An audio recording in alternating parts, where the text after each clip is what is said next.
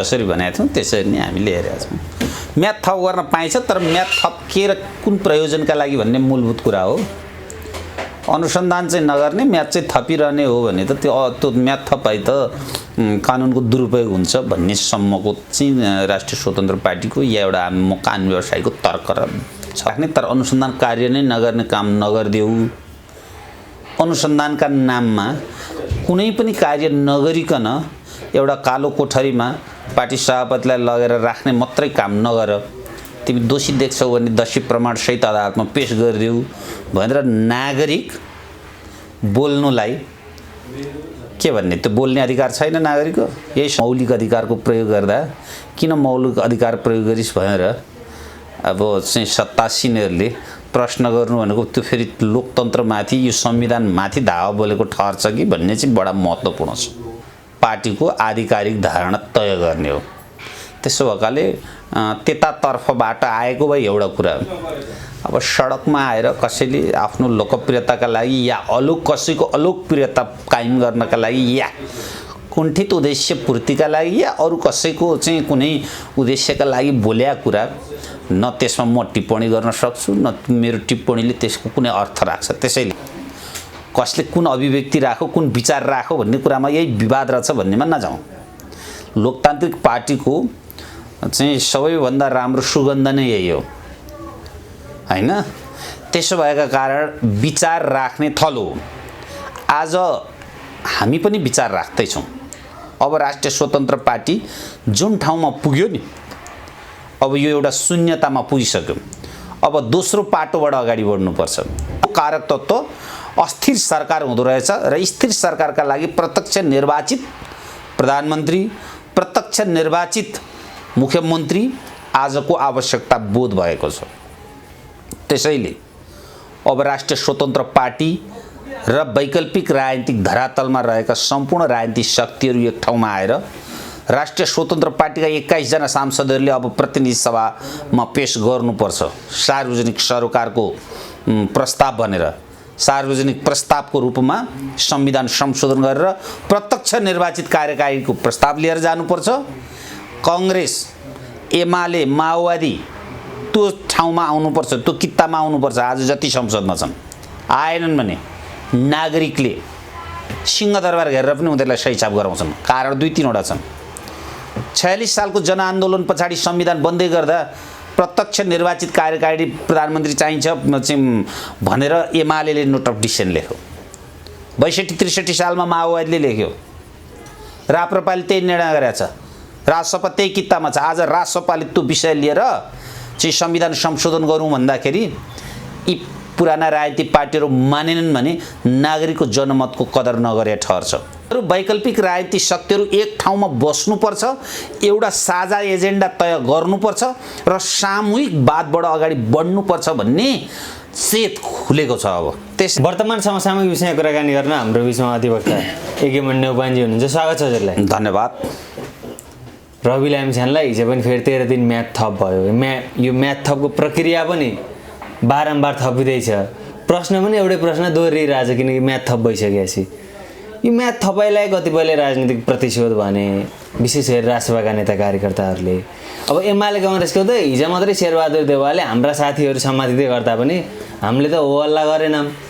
राजसभा नयाँ राजनीतिक दलको यो हल्लाको कुनै अर्थ छैन भनेर मौनता, प्रायः जसो मौनता छाँदिरहने नेताले पनि बोलिसक्यो। यसलाई कसरी हेर्नु भएको छ? यहाँभन्दा अगाडि हामीले जसरी भनेका थियौँ त्यसरी नै हामीले हेरेका छौँ। म्याद थप गर्न पाइन्छ, तर म्याद थप के र कुन प्रयोजनका लागि भन्ने मूलभूत कुरा हो।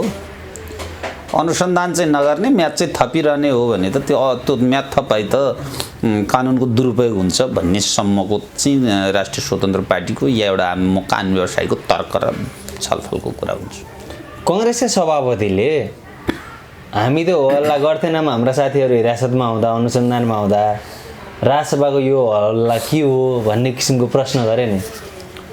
त अनुसन्धान त गर, तर अनुसन्धानका नाममा बेइमानी नगरिदेऊ, अनुसन्धानका नाममा राजनीतिक प्रतिशोध नल्याऊ, अनुसन्धानका नाममा व्यक्ति थुनामा राख्ने तर अनुसन्धान कार्य नै नगर्ने काम नगरिदेऊ, अनुसन्धानका नाममा कुनै पनि कार्य नगरिकन एउटा कालो कोठरीमा पार्टी सभापतिलाई लगेर राख्ने मात्रै काम नगर, तिमी दोषी देख्छौ भने दोषी प्रमाणसहित अदालतमा पेश गरिदेऊ भनेर नागरिक बोल्नुलाई के भन्ने, त्यो बोल्ने अधिकार छैन नागरिकको? यही संविधानले बनाइदिया होइन नागरिकलाई वाक स्वतन्त्रताको अधिकार, चाहिँ सङ्गठन खोल्ने अधिकार, भेला जम्मा भएर आफ्ना विचार अभिव्यक्ति राख्ने अधिकार। अनि संविधानले दिएको अधिकार, मौलिक अधिकारको प्रयोग गर्दा किन मौलिक अधिकार प्रयोग गरिस् भनेर अब चाहिँ सत्तासीनहरूले प्रश्न गर्नु भनेको त्यो फेरि लोकतन्त्रमाथि, यो संविधानमाथि धावा बोलेको ठहर्छ कि भन्ने चाहिँ बडा महत्त्वपूर्ण छ। तपाईँहरूकै नेता केन्द्रीय सदस्य गणेश कार्कीले एमाले बरु आफ्नो जुन सांसद मन्त्रीलाई कारबाही गर्यो, यो प्रशंसनीय छ, अब कसरी अनुसन्धान अगाडि बढ्छ यो त हेर्न नै बाँकी छ, हामी त यो विषयमा नि चुक्यौँ, यसको लागि माफी चाहन्छु भनेर सार्वजनिक मञ्च, फोरम, सञ्जाल प्रयोग गरे। कुन पदको अरे उहाँ? कुन पदको भन्नुभयो? म केन्द्रीय सदस्य। केन्द्रीय सदस्यले बोल्ने ठाउँ फोरम कुन फोरम हो? कहाँबाट हो? केन्द्रीय सदस्य भनेको पार्टीको पोलिसी लेभलको मान्छे हो। उहाँले चाहिँ कहाँ बोल्ने हो भन्दा केन्द्रीय समितिमा आफ्नो विचारलाई राख्ने र त्यहाँ चाहिँ विचारलाई त्यहाँबाट पास गराएर पार्टीको आधिकारिक धारणा तय गर्ने हो। त्यसो भएकाले त्यतातर्फबाट आएको भए एउटा कुरा, अब सडकमा आएर कसैले आफ्नो लोकप्रियताका लागि या कसैको अलोकप्रियता कायम गर्नका लागि या कुण्ठित उद्देश्य पूर्तिका लागि या अरू कसैको चाहिँ कुनै उद्देश्यका लागि बोल्या कुरा, न त्यसमा म टिप्पणी गर्न सक्छु, न मेरो टिप्पणीले त्यसको कुनै अर्थ राख्छ। त्यसैले व्यक्तिवादी प्रवृत्ति र व्यक्तिवादी चिन्तनमा मैले लाग्नुपर्ने कुरा छैन, त्यसैले यो विषयमा मैले टिप्पणी गरिरहनु पर्दैन। कतिपयले चाहिँ अब राजसभा कसरी अगाडि बढ्छ, कार्यवाहक सभापति कसलाई दिन्छ र अब चाहिँ कसरी रवि हिरासतमा या भोलि भविष्यमा जेलै जान सक्ने परिस्थिति आए कसरी राजसभा अगाडि बढ्छ भनिरहँदा रवि लामिछाने जिउँदो रहँदासम्म रवि लामिछाने नै राजसभाका सभापति हुन् भनेर उपसभापतिले घोषणा गरे। यही नै हो आधिकारिक धारणा। त्यसका दुईटा आयाम हुन्छन्। कुनै पनि नेता, राज्य सत्ताले उसलाई कुनै मुद्दामा, कुनै विषयमा चाहिँ नियन्त्रणमा लिएको अवस्थामा हतार नेतृत्व परिवर्तनको आवश्यकता र सार्थकता हुँदैन भन्ने एउटा मूलभूत तर्क हो। त्यसको उदाहरण हेर्नुहोस्, हिजो बिपी पनि थिए, हिजोकै यी पार्टीका तपाईँको चाहिँ विभिन्न नेताहरू केपी ओलीदेखि हामी शेरबहादुर देउवा जुन पद र जुन आफ्नो पदवी हासिल गरेका थिए उनीहरू पनि थुनामा बस्दाखेरि त्यो पदवीमै बसेका थिए।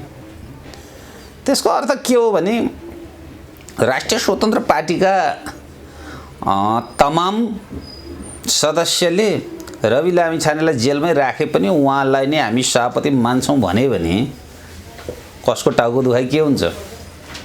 त्यसो भएकाले सोभरेन त आखिरी नागरिक हो नि, त्यो अर्थसम्म लिनुपर्छ। त्यसलाई ठुलो अर्थमा चाहिँ अथवा त्यसलाई फेरि विभिन्न कोणबाट बङ्ग्याएर व्याख्या गर्नु पर्दैन।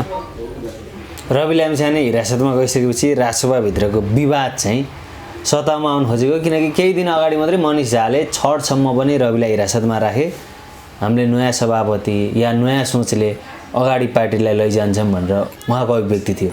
यसरी त उपसभापति र कार्यवाहक महामन्त्रीकै कुरा बाँचियो। तपाईँहरूकै पार्टीमा फेरि बाहिर अनसन जस्तो पनि बसिरहेछन् कि नेतृत्व छोड्नुहोस् कि आन्दोलन गर्नुहोस् भन्ने हिसाबको। त्यसका त्यो दुई तीनवटा कुरा, लोकतान्त्रिक पार्टीमा विचार अभिव्यक्ति विभिन्न पृथक ढङ्गबाट राख्न पाइन्छ। कसले कुन अभिव्यक्ति राखो, कुन विचार राखो भन्ने कुरामा यही विवाद रहेछ भन्नेमा नजाउँ। लोकतान्त्रिक पार्टीको चाहिँ सबैभन्दा राम्रो सुगन्ध नै यही हो हैन? त्यसो भएका कारण विचार राख्ने थलो। आज हामी पनि विचार राख्दैछौँ। अब राष्ट्रिय स्वतन्त्र पार्टी जुन ठाउँमा पुग्यो नि, अब यो एउटा शून्यतामा पुगिसक्यो। अब दोस्रो पाटोबाट अगाडि बढ्नुपर्छ। अर्थात् अब अवस्था परिवर्तनका लागि व्यवस्थाका आयामहरू परिवर्तन गर्नुपर्ने मूलभूत अवस्था देखियो। अब प्रत्यक्ष निर्वाचित कार्यकारी भएन भने यो देशमा गणितको खेल हुँदो रहेछ, गणितकै आधारमा कसैलाई फसाइने रहेछ, गणितकै आधारमा कसैलाई उन्मुक्ति दिइने रहेछ, गणित मिलुन्जेल कसैलाई चाहिँ निर्दोषिताको प्रमाणपत्र दिएर हिँडिदो रहेछ, गणितमा चाहिँ जोड घटाउ तलमाथि हुने बित्तिकै हिजो निर्दोष भनेको व्यक्ति चाहिँ यो देशकै सबभन्दा ठुलो ब्रह्मलुट गर्ने व्यक्ति हो भन्ने जसरी व्याख्या गरिँदो रहेछ। यो सबै चिजको कारक तत्त्व अस्थिर सरकार हुँदो रहेछ र स्थिर सरकारका लागि प्रत्यक्ष निर्वाचित प्रधानमन्त्री, प्रत्यक्ष निर्वाचित मुख्यमन्त्री आजको आवश्यकता बोध भएको छ। त्यसैले अब राष्ट्रिय स्वतन्त्र पार्टी र वैकल्पिक राजनीतिक धरातलमा रहेका सम्पूर्ण राजनीतिक शक्तिहरू एक ठाउँमा आएर राष्ट्रिय स्वतन्त्र पार्टीका 21 जना सांसदहरूले अब प्रतिनिधि सभामा पेश गर्नुपर्छ सार्वजनिक सरोकारको प्रस्ताव भनेर, सार्वजनिक प्रस्तावको रूपमा संविधान संशोधन गरेर प्रत्यक्ष निर्वाचित कार्यकारीको प्रस्ताव लिएर जानुपर्छ। कांग्रेस, एमाले, माओवादी त्यो ठाउँमा आउनुपर्छ, त्यो कित्तामा आउनुपर्छ। आज जति संसदमा छन् आएनन् भने नागरिकले सिंहदरबार घेरेर पनि उनीहरूलाई सही छाप गराउँछन्। कारण 2-3 छन्। 46 सालको जनआन्दोलन पछाडि संविधान बन्दै गर्दा प्रत्यक्ष निर्वाचित कार्यकारी प्रधानमन्त्री चाहिन्छ भनेर एमाले नोट अफ डिसिसन लेख्यो। 62-63 सालमा माओवादीले लेख्यो। राप्रपाले त्यही निर्णय गरेको छ। राजसभा त्यही कित्तामा छ। आज राजसभाले त्यो विषय लिएर चाहिँ संविधान संशोधन गरौँ भन्दाखेरि यी पुराना राजनीतिक पार्टीहरू मानेनन् भने नागरिकको जनमतको कदर नगरे ठहर्छ। नागरिकलाई भन्नुपर्छ त्यतिखेर जुरुक्क उठ्नुहोस्। योदेखि लिएर विभिन्न विषयहरू छन्। सम्मानित सर्वोच्च अदालतले भनिदियो विदेशमा बस्ने नेपाली नागरिकहरूलाई मतदानको अधिकार दिने कानुन व्यवस्था गर र मतदानको दायरामा ल्याऊ। आजसम्म यो राज्यले ल्याएन। नल्याउनुको पछाडि वैकल्पिक राजनीतिक शक्तिहरूको पक्षमा ती विदेशमा बसेका नेपालीहरू छन् भन्ने बुझाइका कारण लोकतन्त्रको दुरुपयोग गरिरहेछ। त्यो तुरुन्त त्यो कानुन संशोधन गरेर मताधिकारको व्यवस्था गर भन्नुपर्छ। यी विषयहरू मात्रै होइन, हामीसँग अहिले रहेको कृषि, जमिन र उद्योग कल कारखानाको सन्दर्भमा चाहिँ कानुन संशोधन गर्नुपर्छ। संविधानमा अदालतको पुनर्संरचना गर्नुपर्छ। यो किसिमको अदालत प्रणालीले न्याय दिन सक्दैन। न्याय दिन नसक्ने न्याय प्रणाली पुनर्संरचनामा गइएन भने देशमा न्याय हुँदैन। न्याय नभएपछि राज्यमा लोकतन्त्र बाँच्दैन। लोकतन्त्र र विधिको शासन बचाउने हो भने संविधान संशोधन गरेर चाहिँ प्रधान न्यायाधीशलाई संवैधानिक परिषदबाट निकाल्नेदेखि लिएर यावत विषयहरू संशोधन गर्नुपर्छ। र यी विषयमा यी राजनीतिक पार्टीहरू नटेर्दाखेरि तेस्रो जनआन्दोलनको घोषणा वैकल्पिक राजनीतिक शक्तिहरू सहित बसेर राष्ट्रिय स्वतन्त्र पार्टीको नेतृत्वमा अब गर्नुपर्छ। यो दृष्टिकोण हो, वैकल्पिक राजनीति, यो विचार हो। अब यी यस्ता विचारहरू हजुर एमाले, कांग्रेस, माओवादी बाहेकको शक्ति हो। माओवादी पनि कार्यकारी राष्ट्रपति भनिरहेछ। त कार्यकारी भन्ने त छ नि। यो देशको राज्य सत्ता सञ्चालक कार्यकारी प्रमुख चाहिँ प्रत्यक्ष निर्वाचित हुनुपर्छ। माओवादी र राष्ट्रपति एकै ठाउँमा हुन सक्ने सम्भावना कति छ? त हुनु पर्यो नि त। त्यो मात्रै होइन कि नागरिक छोड्छु कि मुद्दा छोड्छु, दुईमा एक भन्नु पर्यो चाहिँ एमाले। होइन भने सत्तामा जाँदाखेरि म चाहिँ होइन यही जोडघटाउको प्रधानमन्त्री अनि नोट अफ डिसिसन लेख्दाखेरि चाहिँ म प्रत्यक्ष निर्वाचित कार्यकारी यो देशको चाहिँ प्रधानमन्त्री हुनुपर्छ, राष्ट्र प्रमुख हुनुपर्छ, उसलाई चाहिँ सही छाप गर्ने अधिकार चाहिन्छ भन्न पाइन्छ। यही बेइमानी गऱ्यो भने नागरिकले घेर्नुपर्छ। तेस्रो जनआन्दोलनको उभार यहाँबाट आउँछ। यो राष्ट्रिय स्वतन्त्र पार्टीको अबको एजेन्डा हुनुपर्छ। यो बन्नुपर्छ। वैकल्पिक राजनीतिक शक्तिहरूको एजेन्डा बन्नुपर्छ। हिजो चाहेर होइन, हेर्नुहोस् राजा राणा फ्याक्दाखेरि त्यतिखेरको चाहिँ राणा इत्तरका विभिन्न शक्तिहरू र राणाभित्रकै शक्तिहरू एक ठाउँमा आएका थिए। कसैको विचार मिल्दैन थियो, तर साझा मुद्दा मिलेका थिए। 46 सालमा चाहिँ पञ्चायत फ्याँक्नका लागि काङ्ग्रेस, कम्युनिस्ट लगायतका विभिन्न शक्तिहरू विभिन्न कोणमा फैलिएका थिए, तर साझा मुद्दामा एक ठाउँ आएका थिए। 62-63 सालमा चाहिँ राजसंस्था फ्याँक्नका लागि चाहिँ टाउकाको मोल तोक्ने र टाउकाको मोल तोकिनेसम्म एउटै बास्केटमा आएर चाहिँ उहाँहरू एउटा मेचमा बसेर आन्दोलन गरेका थिए। आज वैकल्पिक राजनीतिक शक्तिहरू छन् नि चाहिँ सिके रावतले चाहिँ नेतृत्व गरेको पार्टीदेखि लिएर चाहिँ उता पश्चिममा हाम्रो के चौधरी रेशम चौधरीले नेतृत्व गरेका चाहिँ विभिन्न चाहिँ वैकल्पिक राजनीतिक शक्तिहरूदेखि लिएर चाहिँ पूर्वमा चाहिँ अब स्वतन्त्र उम्मेदवार भएकै हैसियतले पनि अर्क साम्पाङ, पश्चिममा गोपी हमाल, बालेन शाह लगायत मैले चाहिँ विभिन्न नामहरू छन्। त्यो किसिमको शक्तिहरू एउटै पार्टी हुनुपर्छ म भन्दिनँ, तर एउटै कित्तामा उभिनुपर्छ, एउटै टेबलमा बस्नुपर्छ, एउटा गोलो टेबलमा एउटा साझा मेचमा बसेर अब उद्घोष गर्नुपर्छ साझा मुद्दाहरू यी हुन्।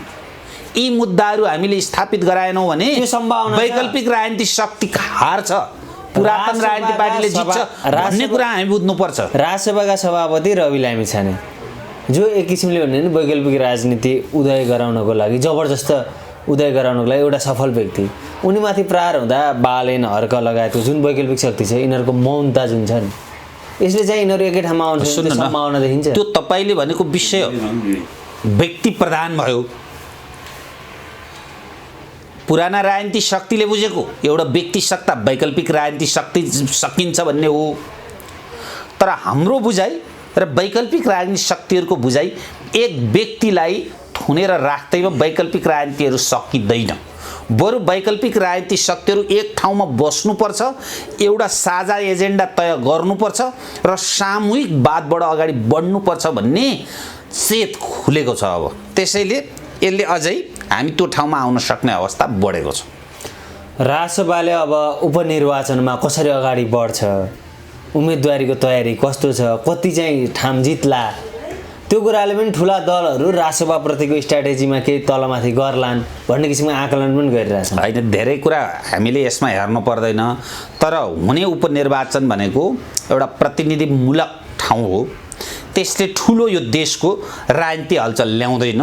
तथापि त्यसमा मिनी चुनाव त मान्न सकिन्छ, त्यसलाई जनमत त हो, त्यो मिनी चुनावसम्म मान्न सकिएला, तर त्यसले देशको राजनीतिक कायापलटको एउटा कोसेढुङ्गा साबित गर्न सक्दैन। त्यसका आफ्ना छुट्टै आयाम छन्। ग्रास घटेको बढेको त्यो त त्यसले निर्धारण गर्दैन, किनभने त्यो को चाहिँ हिजो कुन पार्टीको वर्चस्व रहेको थियो, कुन चेतना स्तरका चाहिँ व्यक्तिहरू चाहिँ त्यो उसमा छन्, उहाँहरूले चाहिँ त्यहाँ उठ्ने उम्मेदवार कुन प्रकृतिको हुन्छ, त्यसलाई कसको साथ रहन्छ, यी विविध कुराहरू हुन्छन्। किनभने थोरै ठाउँमा हुने साना लोकल इलेक्सनहरूमा त्यो फरक हुन्छ। हाम्रो बुझाइ त योभन्दा अलि माथि छ। हेर्नुहोस्, हामी त के भन्छौँ, मेरो दृष्टिकोण सुन्नुहुन्छ भने लोकल लेभलमा कुनै पनि पोलिटिकल पार्टीले चुनाव लड्ने होइन, स्वतन्त्र रूपमा चुनाव लडाउनुपर्छ। कहिल्यै पनि स्थानीय सरकारमा पार्टीविहीन गराउने, पार्टीविहीन हुनुपर्छ, यो मेरो बुझाइ हो। भोलि सैद्धान्तिक रूपमा म पनि पार्टीको कुनै निर्णय गर्ने ठाउँमा पुगेँ भने यी कुराहरू पनि राख्छु। पास हुने फेल हुने त्यो त्यतिखेर कुरा हो, किनभने यहाँ त्यो भनेको विकास निर्माण गर्ने ठाउँ हो। संसदहरू जो छन् ती संसदहरू भने चाहिँ ती विकासिक काम गर्ने ठाउँ होइनन्, मन्त्री बन्ने ठाउँ होइन, त्यो बनाउनु हुँदैन। संविधान संशोधन गर्नुपर्छ। तिनीहरू भनेको सरकार दिने, कानुन बनाउने, बजेट पास गर्ने लगायतका काममा रहनुपर्छ। अनि त्यहाँ बौद्धिकता, विचार, दृष्टिकोणको चाहिँ अनि त्यस पछाडि त्यहाँ चाहिँ के हुन्छ, मन्थन हुन सुरु गर्छ। अनि त्यसको त्यो चुनाव लड्दाखेरि पनि, प्रतिनिधि सभाको चुनाव लड्दाखेरि पनि यो किसिमको महँगो चुनाव प्रणाली हुँदैन। त्यहाँ त के हुने, बौद्धिक विज्ञ व्यक्तिहरू चुनाव लड्छन्। त्यो किसिमको सोचबाट अबको चाहिँ संवैधानिक व्यवस्था परिवर्तन गर्नुपर्छ। त्यो गरिएन भने यो व्यवस्थाले कहीँ पनि हामीलाई पुर्याउँदैन। वैकल्पिक राजनीतिक शक्तिहरूलाई डे बाई डे धराशायी बनाउँदै जान्छ र चाहिँ ठेकदार, उद्योगपति लगायत चाहिँ देशको ब्रह्मलुट गर्नेहरू, शक्ति र सत्तामा आसीनहरूले उनीहरूको बोलीलाई अझै मजबुत बनाउँदै जान्छन्। देश दिनानुदिन अप्ठ्यारोमा पर्दै जान्छ, युवाहरू विदेशिँदै जान्छन्, अनि वृद्धाहरूको चाहिँ यो देश बन्छ, विकास निर्माण उन्नति समृद्धि हुँदैन, विदेशी ऋणले देश चुर्लुममा डुब्छ, अन्तर्राष्ट्रिय ऋण ल्याएर देश चलाएर चाहिँ जहिले गरिबीको रेखामा पर्छ। त्यसैले विज्ञान प्रविधि सुहाउँदो विकास गर्ने हो, उन्नति प्रगति गर्ने हो, देशलाई समृद्धि गर्ने हो भने पुस्तान्तरण चाहिन्छ। आजको युवा पुस्ताले यो देशको राज्य सत्ता सञ्चालन गर्नुपर्छ। त्यसका लागि पूर्व शर्त प्रत्यक्ष निर्वाचित कार्यकारिणी, दोस्रो कुरा प्रतिनिधि सभाको सदस्य, संसद विकास कामका लागि होइन, विधि निर्माणका लागि हो भन्ने सिद्धान्त र उसलाई मन्त्री हुने अधिकार बन्द गर्नुपर्छ। मन्त्री हुनका लागि योग्य र विज्ञ सम्बन्धित क्षेत्रको व्यक्ति हुनुपर्छ। यसरी अनि यो भेगिलो प्रदेश खारेज गर्नुपर्छ। यो प्रदेशमा चाहिँ नयाँ चाहिँ मुख्यमन्त्रीहरू डाइरेक्ट इलेक्टेड बनाउनुपर्छ। युक्तिसङ्गत प्रदेश कायम गर्नुपर्छ। विदेशमा रहेका नागरिकहरूलाई पनि भोट हाल्ने अधिकार सुनिश्चित गर्नुपर्छ। कृषिलाई आधुनिकीकरण गर्नुपर्छ। कृषिमाथि चाहिँ निर्भर हुनुपर्छ। स्थानीय उद्योग धन्दा कल कारखाना खोल्नुपर्छ। अनि पो यो देश समृद्धि हुन्छ। यतातर्फ अब हामीले अगाडि बढ्नुपर्छ। वैकल्पिक राजनीतिक शक्तिहरूको बाटो यो हो। यो बाटो तय गरिएन भने वैकल्पिक राजनीतिक शक्तिहरूलाई फेरि अप्ठ्यारो पर्छ र समस्या हुन्छ। कतिपयले चाहिँ राजसभाभित्रको विवाद, विशेष गरी डिपी अर्याल र सोडी महलेको बिचको विवादै छैन क्या त्यो बाहिरको हल्ला मात्रै कतिपय भन्ने नि त्यो विवादै छैन। त्यो चाहिँ स्यालो यहाँ हो। त्यो के त्यसको उत्तरै दिनु पर्दैन। किन विवाद हुन्छ थाहा छैन। राष्ट्रिय स्वतन्त्र पार्टीमा लागेका एउटा सामान्य व्यक्तिलाई पनि थाहा छ कि पुराना राजनीतिक पार्टीहरू हामी हेरेर आएका छौँ। विवाद गरेर केही हुनेवाला छैन। घर फुटे गबार लुटे भन्ने हामीले बुझाएको छ। त्यसो अगाडि त्यहाँ कुनै विवाद छैन। अहिले जनताको प्रश्न अर्को पनि के छ भन्दा सरकारमा हुँदा चाहिँ तपाईहरुलाई यही संविधान ठीक, यही व्यवस्था ठीक, अब वैकल्पिक राजनीति आफू चाहिँ आफ्नो सभापति जेलमा जाँदै गर्दा अब यो न्यायसँग पनि हामीलाई न्यायालयसँग पनि विश्वास छैन। त्यो जनताको प्रश्न सुधार गर्नुपर्छ। त्यो जनताको प्रश्न होइन। हिजो पनि नागरिकले के भनिरहेको थियो, प्रत्यक्ष निर्वाचित कार्यकारिणी प्रमुख यो देशमा बनाऊ, हामीलाई प्रधानमन्त्रीलाई भोट हाल्ने इच्छा छ नागरिक भन्दै थियो। संसद भनेर संसदको हैसियतको विधायकको हैसियतको बनाऊ, यो विकासे अड्डाको कर्मचारी जस्तो नबनाऊ। मन्त्री र सरकारको चक्करमा लागेर कानुन निर्माण गर्ने काम छोड्ने संसद नबनाऊ।